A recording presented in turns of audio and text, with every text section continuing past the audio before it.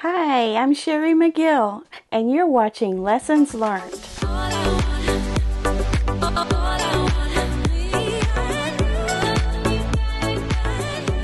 Hello, it's time to plan out 2023. What are we going to sew? What are we going to quilt? What crafty projects are we going to get into? How do we even start? Well, planning is a little bit of a chore, but you can't have success without planning. So I did a little research on quilt planning, and I did find a blog, a website called Suzy Quilts, SUZY quilts.com. And Suzy had some words of wisdom that resonated with me, and I think that maybe you will benefit from it too. So I'm going to read you what she says here in this post about quilt planning. And she says that she has a foolproof 4-step guide that will help you plan your quilts this year. It says, planning and list making is not my natural instinct. I'm usually more of a go with the flow and see where the day takes me kind of person. Definitely me.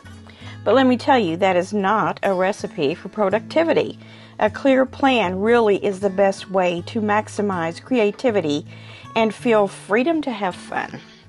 And that's what we want, don't we? We want our sewing projects, our quilting projects to be a joyful occasion for us, not a chore, but rather something we get a lot of delight in and can make others happy with as well. So let's see what this foolproof method is.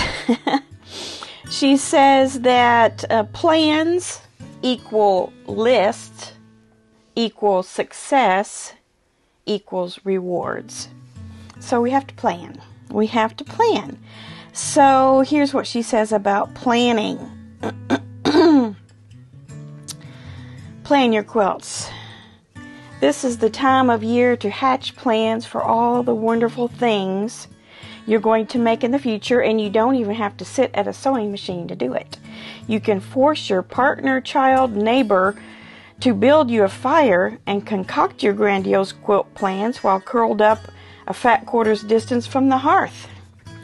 This entire post is based around a formula I created in college. Each of the 4 steps are equally important, so you can't skip one and expect good results. Ready? So here she goes talking about planning the quilts. And it's kind of an interesting way to do it, but it kind of makes sense too. You kind of want to get in a relaxed state of mind.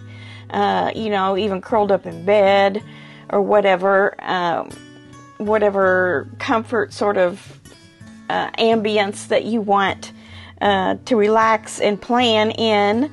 But basically, you're just going to take a little journey and visualize all the people that you love or you have contact with that you may want to make something for.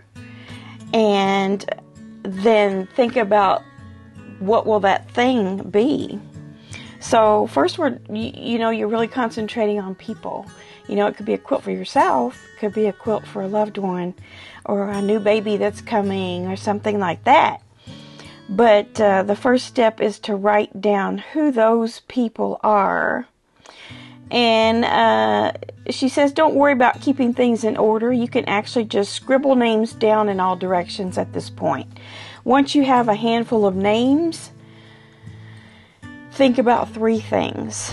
1, a quilting project you have made before that was a lot of fun that you would like to repeat, maybe in a different line of fabric. Number 2, a quilt pattern you have recently seen and want to try. Many of us, all of you, I'm sure, that watch this channel are constantly seeing things that you want to try. We're bombarded constantly with YouTube channels and magazines and all sorts of social media posts about projects that interest us and we would want to try. So write those down. And then number 3, a sewing technique you don't know how to do.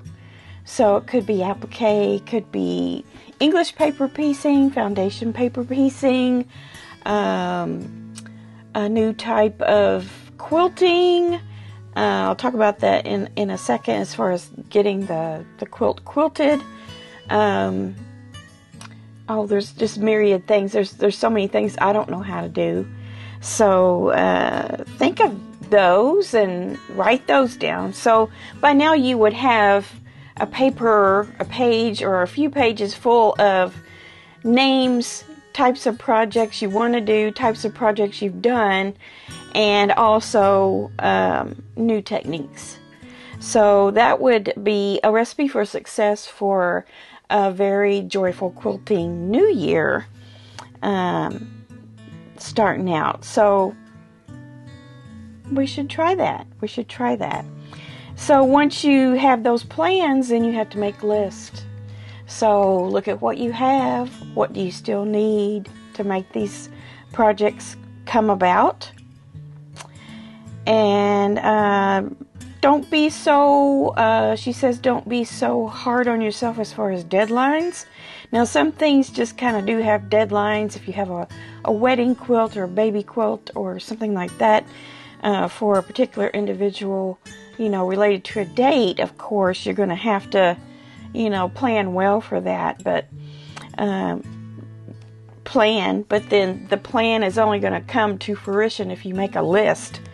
So get the pattern, get the fabric, find the notions, figure out what timeline you need to get it done in.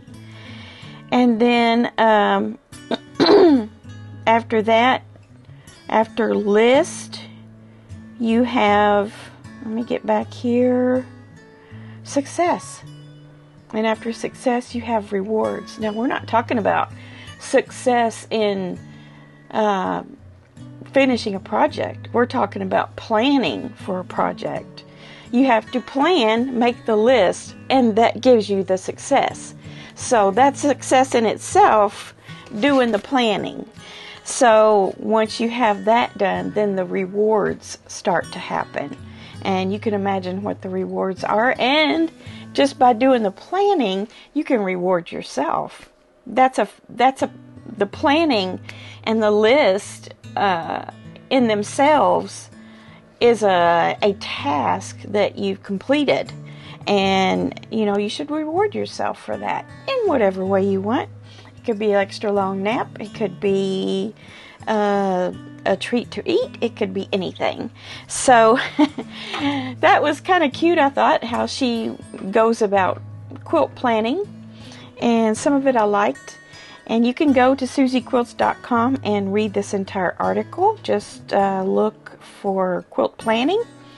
And her entire website there is very well done and interesting. So SusieQuilts.com. Try her out. Now, I showed you all this planner a while back. And I got this through the American Quilt Society, of which I'm a member. So I got it at a little bit of a discount. And you can go there and still get this too. And it's probably quite a bit cheaper now since we're so close to the first of the year. Now the planner itself is it has a quilt, and then it just has days there where you can put your daily activity in that you want to do. But I'm not going to really focus on that so much. It's a beautiful quilt calendar. There's another section back here for projects. And it looks like this. So on that page right there, you have room for 2 projects. I think generally speaking, some of the pages do have room for 3 projects. So it gives you what the name of the project is, and then the materials that you need go on these little lines here. And then you have notes too that you can put in there. So you could put the project name and then the date or the month that you want to complete it in. That might be what I do for that. And this is going to be a gradual process for me. I'm probably not going to exactly do Susie's method of planning out the entire year at once. I think I would rather focus in on January through March. And I want to talk to you about some of the things that I have been scribbling down, as she says. I've been keeping this list on my graph paper clipboard for the last 2 or 3 months. And as I think of things or see things, I write them down. Some things I already had materials for and patterns for, and some things are ongoing projects that they're still current projects from this past year, 2022, that I'm still working on, like blocks of the month, for instance. So, on my list, I have that I've got Nantucket Summer, which is a Fat Quarter Shop block of the month, and that's going to go through April, late April. And then in late April, I start another one from Stitch in Heaven, which is, I think it's called Happy Days. So that'll be my 2 blocks of the month to finish for 2023. I'm not sure how many weeks the Stitch in Heaven one is. So scribble down your block of the month on your scrap paper if you're doing one of those, and kind of, keep that there because it needs to go on the calendar each month. I've already started a new project for next year with this pattern right here, which is an orange dot quilts pattern called Rugged Flashback. There's a story to the name, but it's basically woolly flannels done in a rag style. So if you saw my rotary blade review video, you saw where I was cutting this out. So I have this about 90% cut out. I'm making I think I'm making the twin size. No, the throw size. I'm making the throw size of this. So this will definitely be a January project, and I would hope to get it finished in January. So for January, I have my Nantucket Summer block of the month and this orange dot quilt pattern with the woolly flannels. So I'm going to put that in my book. Also, I have a pen, a pencil, and a thin marker. I haven't decided what to use yet. I'm not going to write this down while I'm doing this video because I will screw it up royally. So I'm just talking you through what's going to happen. So if this is something you're interested in, orange dot quilts, woolly flannels. Okay, I'm just going to put a little check mark by what I have talked about because I don't want to repeat myself. Okay, I also had on the list to do a room organization and cleanup. Well, I ended up doing that in December, which we're still kind of doing. So that one's going to have an X by it. I didn't wait. I went ahead and did that in December so we would have clear minds, clear heads for our projects in January.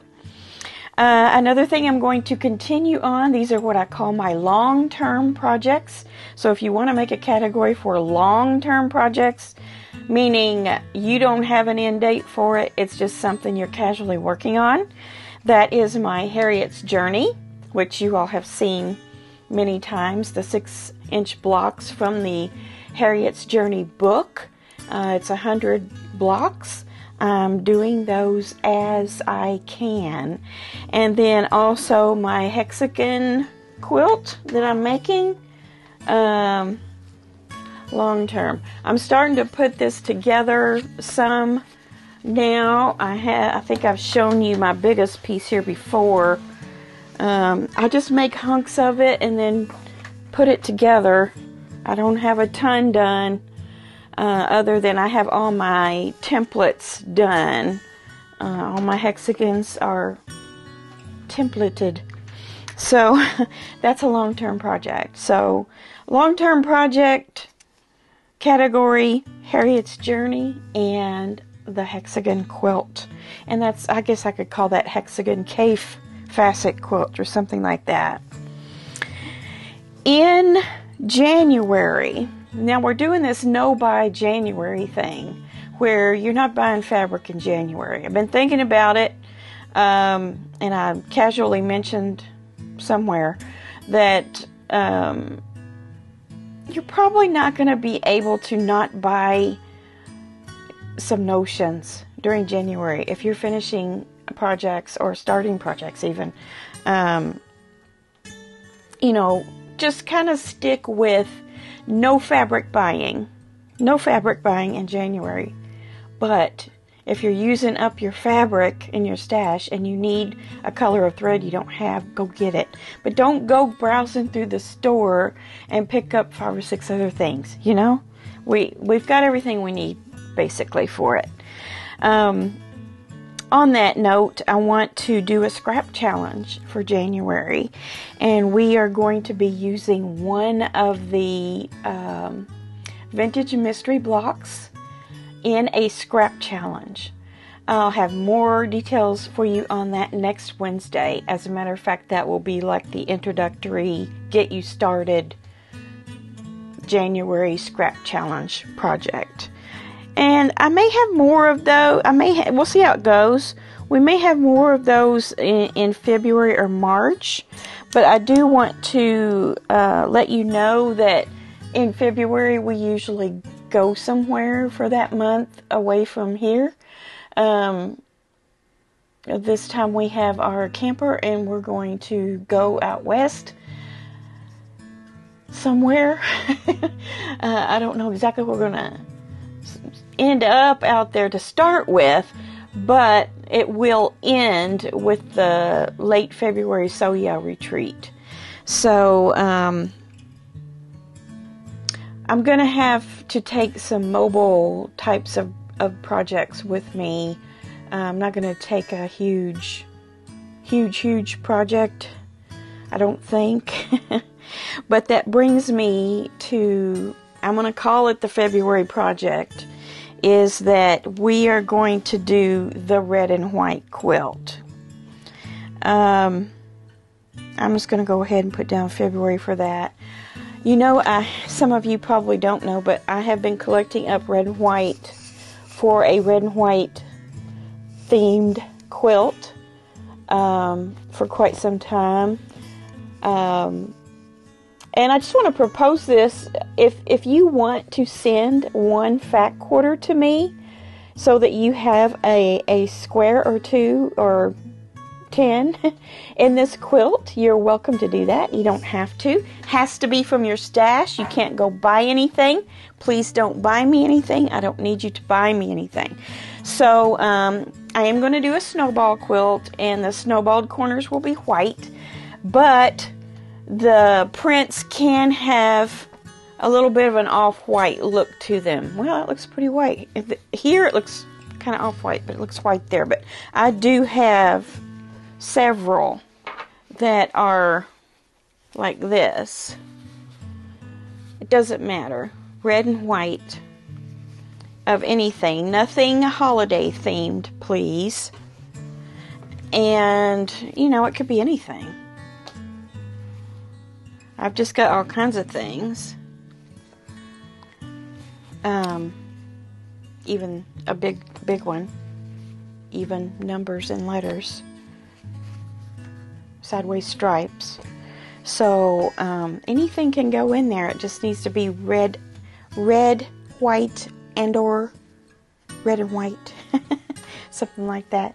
So if you would like to participate in that quilt, that will be our quilt, the red and white quilt. I won't sell it. I won't ever get rid of it. And it will forever be our quilt, the Lessons Learned quilt. The Lessons Learned red and white quilt. And I wanted to mention, too, that that's not called red work. A red work quilt is an embroidered quilt. Usually there's some squares that have an embroidery scene on it in an off-white or white. and then that's incorporated into a red and white quilt. So it's not called red work. It's a red and white quilt. It's just a traditional type of quilt that it's kind of vintagey. It goes back a ways. So I want to make that, and I want to take this on my trip with me too in February. So if you want to send something, just send it to the P.O. box in the description box. 1 per person, fat quarter or less. My squares will be something like 5 by 5. Or I have been watching Pat Sloan's Sweater Weather quilt, and she's using an oblong block and snowballing it. So that's from Scrappiness is Happiness book. I'm not sure. One of the books. It may have. I don't think it was one of her books. But anyway, she's doing a quilt out of a book, and it's snowballed, and it's called Sweater Weather, and that's what I'm thinking about doing with this. And we'll just see how big it gets. And it may not get finished in February either. It'll probably be finished more towards March or April. Okay. Also, I have the duster, the quilt coat. It's not really a quilt coat. It's just it's a patchwork coat. It's not made out of a quilt, but I've showed you all the pattern before.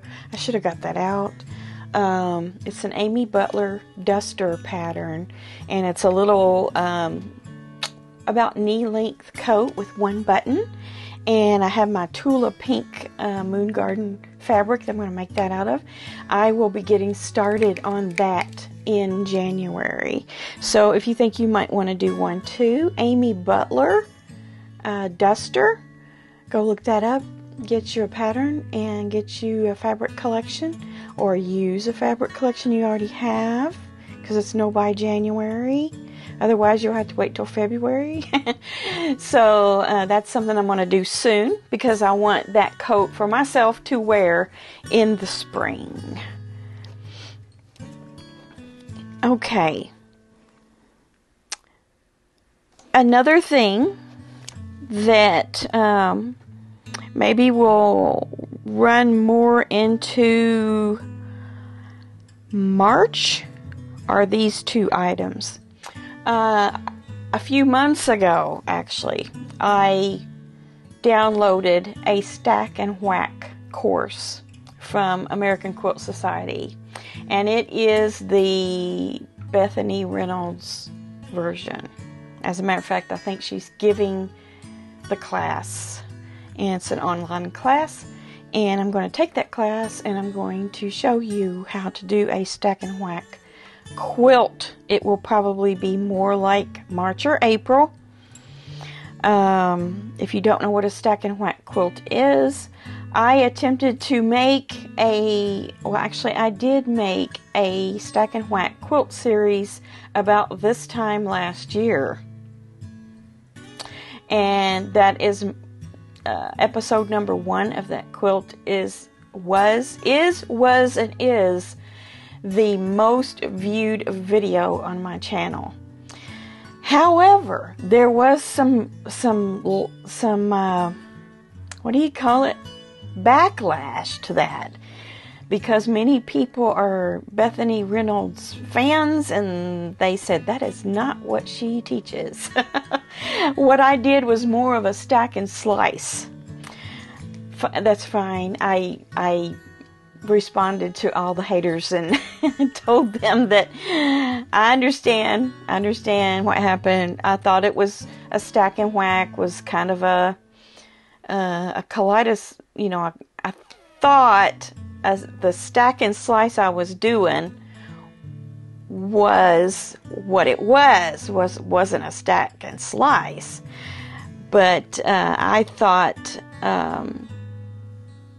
what they were talking about as Stack and Whack was a kaleidoscope quilt. Well, it turns out it has 2 names. So I used the wrong name for my Stack and Slice. But I wouldn't trade that series of videos for anything, because it like I say, it continues to be the most popular videos. So there's that. I also want to do a kantha quilt. If you have not seen a kantha quilt, I think it's also called a Kawandi quilt or something like that. But you take rather large, long strips of large scale printed fabrics and put those together in long strips, and you do some hand quilting on it, and it is very large hand quilting. As a matter of fact, the stitches are about 1/2 inch long, and they usually come in groups of 3, and then you skip over and do another group of 3, and you can stagger them or you can put them side by side, your stitches. I have some large scale prints in my stash, so that would be a nice one to start on in January as well, while I'm not buying any fabric, and then that would drastically reduce some of my bigger pieces of large scale print fabric. So that's something I'm going to do. That will be super easy. So if you're new to quilting and you want to do something super easy, that's going to be the one. So look for a video on kantha quilt. That's Kantha. All right, a landscape quilt. My goal is to do at least one landscape quilt this year. I really want to do more than that. I have been stashing fabrics for specifically for landscape quilts. Usually, you know, it would be something like a medium to large wall size quilt. That is something that will maybe be coming more like in April or May as well. So if you're interested in that, put that down and look for a video on that. I do have a landscape quilt video, but I want to try some different techniques on that, and maybe even a raw edge technique on it for a landscape quilt. So if that's something you think you might want to do, write that down on your list. And then a table runner a month. And I think I can pull that off. I think I can do a table runner a month because I have a big stash of 5-inch squares, charm packs. I'm in that subscription for that from Annie's catalog.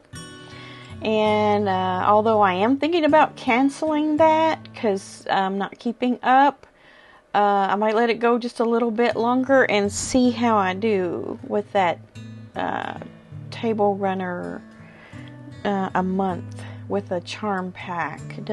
Wouldn't have to be a charm pack for you. You could cut 5-inch squares of anything that you have. But I probably generally will be using charm packs.